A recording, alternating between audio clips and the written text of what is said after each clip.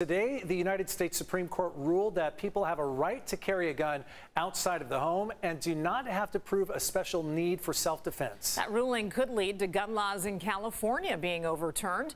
Political reporter Morgan Reiner has more on the likely impacts of the Supreme Court ruling.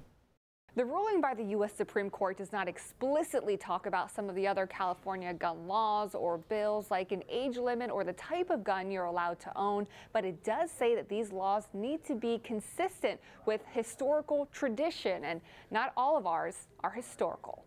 McGeorge School of Law professor Leslie Gilo Jacobs specializes in constitutional law. She's been closely monitoring the New York v. Bruen case. Not only did it say that there's this right now, not only to possess a handgun in your home for self-defense, but now there is a right to possess a handgun outside the home. And you don't have to prove you need the gun for self-defense. She said the court broadened gun rights beyond what many experts expected. So basically it's saying if there hasn't been something like this done in all of our history, then it can't be imposed, right?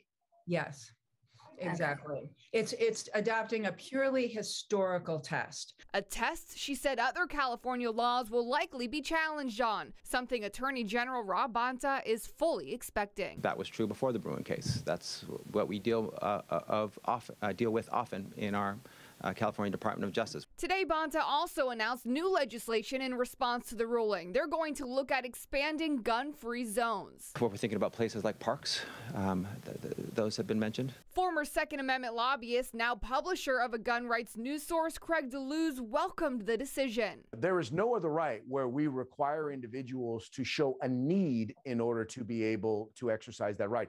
And told me the Supreme Court ruling does smell trouble for California's other gun laws. They're going to have to show that there weren't other less restrictive manners in which to meet the state interest. Up until now, the state of California has not had to prove that. They've had to simply say, well, we think this will be something good, so therefore we ought to be allowed to do it. Now the Supreme Court has said, no.